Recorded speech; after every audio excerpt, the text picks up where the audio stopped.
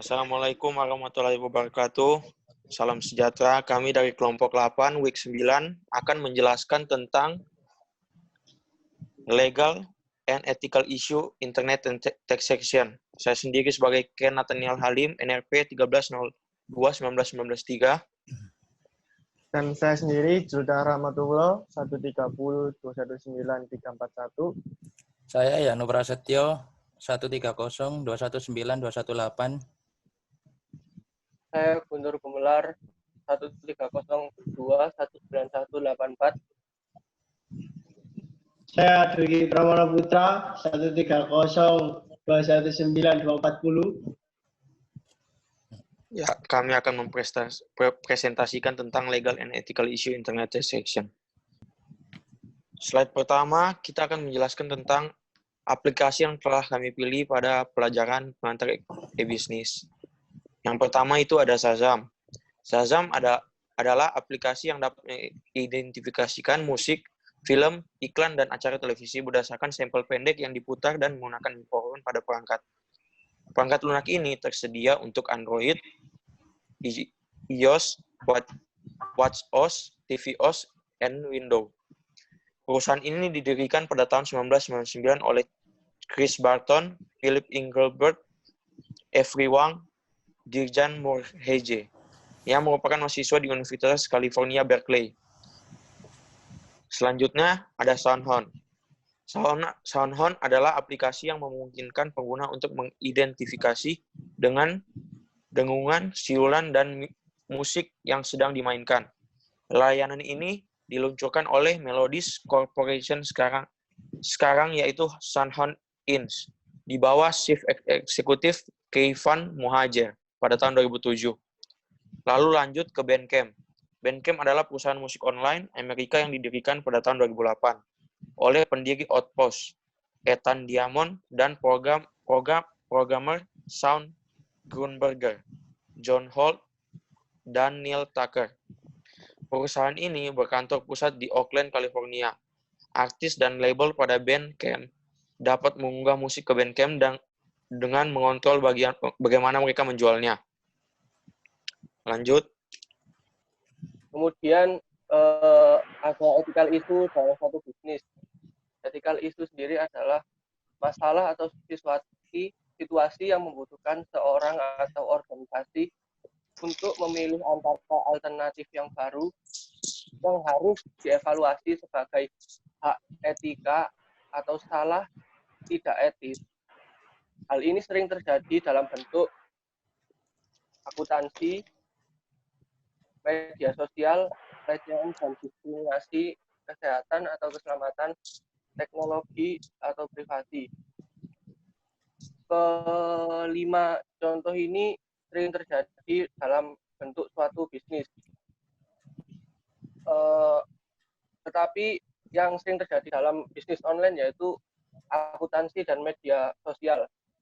Kenapa akuntansi? Karena akuntansi sering menjadi bahan sebagai tempat kejahatan seperti pemalsuan dokumen keuangan atau finansial dengan perusahaan yang kerjasama dengannya, penggelapan keuangan kepentingan pajak, dan lain-lain.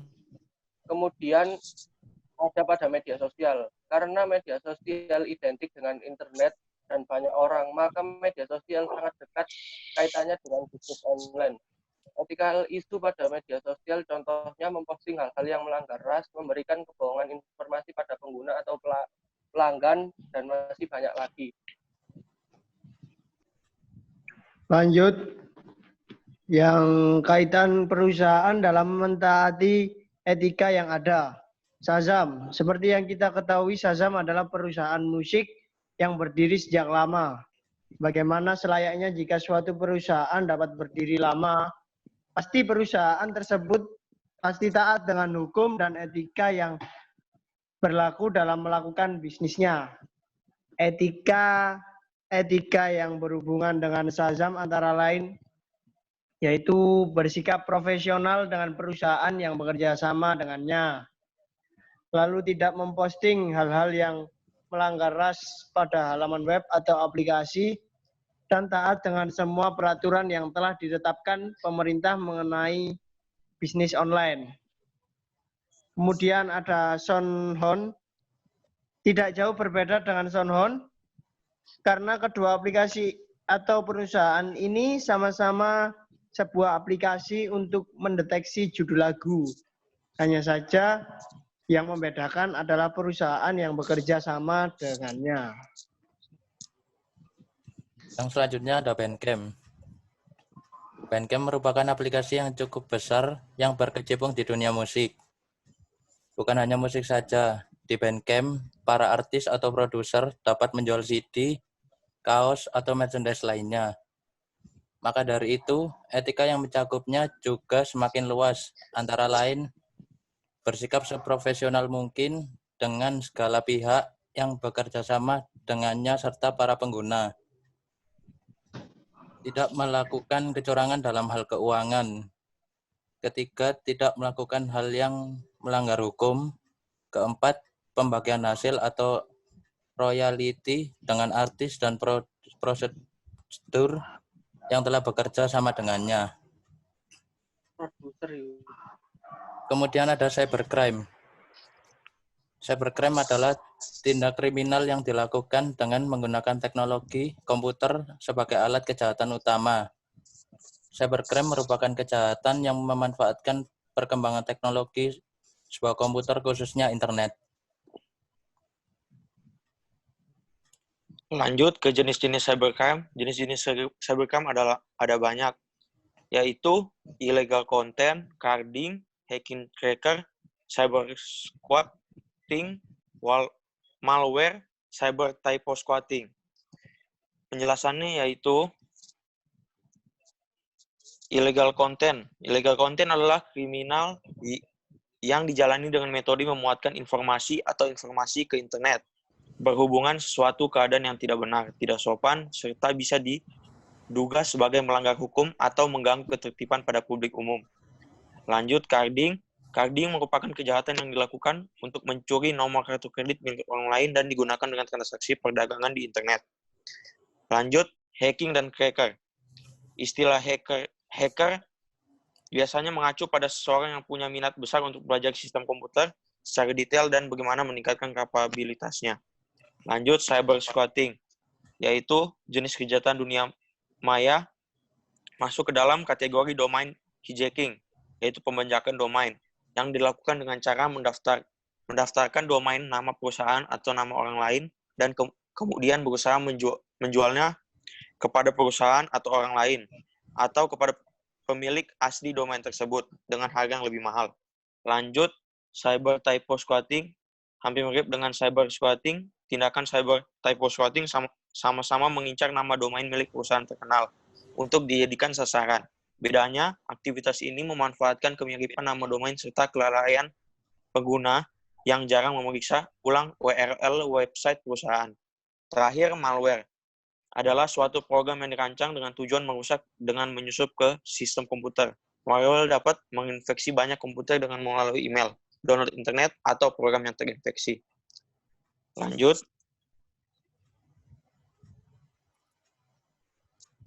Yaitu berbagai cara untuk mengatasi cybercrime.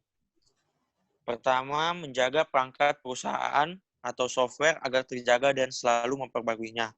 Memiliki staf atau karyawan yang terdidik dan berpengalaman. Membuat password yang aman dan verifikasi. Memiliki kerjasama dengan aplikasi yang mendukung. Backup data-data secara rutin. Menggunakan data encryption. Lanjut. Bentar. Jadi selain ke-6 jenis dari cybercrime itu masih banyak jenis cybercrime lainnya yang tidak kita sebutkan. Ini hanya contoh beberapa dari cybercrime, masih banyak cybercrime lainnya yang ada di luar sana. Lanjut.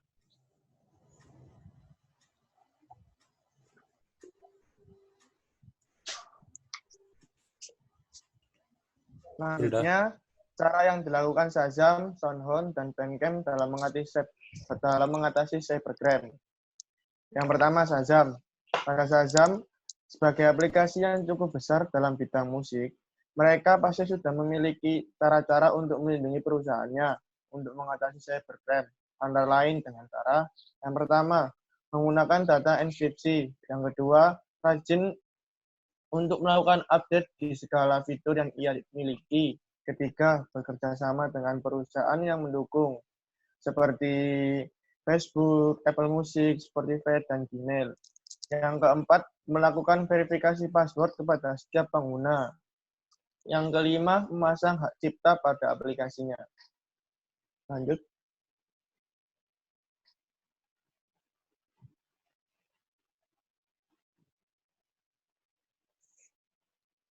Selanjutnya, Sonhon. Karena Sonhon merupakan aplikasi yang berjenis hampir sama dengan Shazam, maka dalam cara melindungi aplikasi atau perusahaan yang dimiliki dari cybercrime, antara lain dengan cara yang pertama, menggunakan data enkripsi. Yang kedua, rajin melakukan update di segala fitur yang ia miliki. Yang ketiga, bekerja sama dengan perusahaan yang ia dukung. Yang keempat, melakukan verifikasi password kepada setiap pengguna. Yang kelima, memasang hak cipta pada aplikasinya.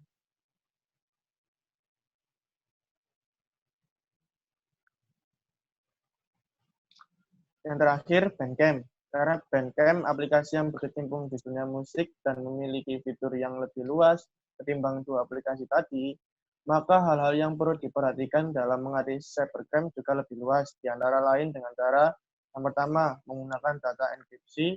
Yang kedua, rajin untuk melakukan update di segala fitur yang ia miliki. Yang ketiga, memverifikasi data para pengguna dan produser atau artis yang ada dengan teliti. Yang keempat, melakukan verifikasi password kepada setiap pengguna. Yang kelima, memasang hak cipta pada aplikasinya. Dan yang keenam, menggunakan sistem pembayaran yang resmi dan terpercaya.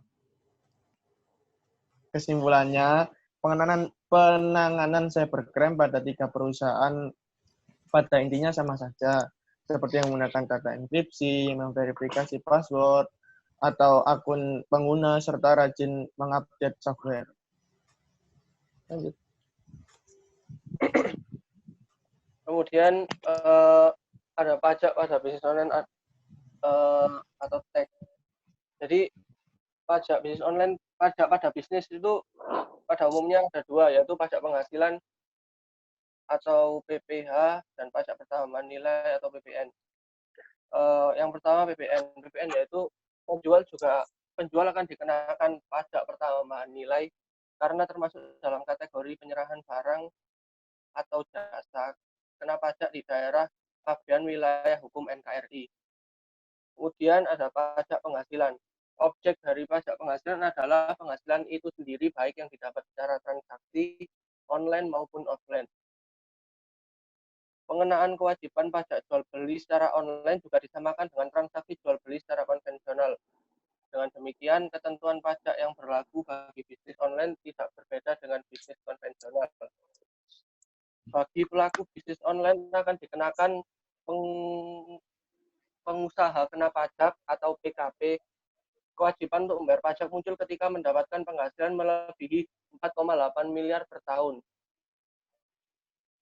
Pengusaha kecil memang dibebaskan dari kewajiban memungut PPN atas penyerahan barang kena pajak BKP atau jasa kena pajak DKP, sehingga tidak perlu melaporkan usahanya untuk dikukuhkan sebagai pengusaha kena pajak. Yang disebut dengan pengusaha kecil di sini yaitu pengusaha yang batasan omsetnya berada di bawah 4,8 miliar per tahun. Next. Dasar dalam menetapkan pajak pada bisnis online, yaitu besarnya perputaran dana melalui bisnis online, mengantisipasi adanya penggelapan barang atau dana dalam dunia bisnis online. Besarnya perputaran uang pada bisnis online menjadikan pajak pada bisnis online dapat digunakan untuk membantu perekonomian negara, tidak ingin membeda-bedakan suatu bisnis online maupun offline dalam hal perpajakan.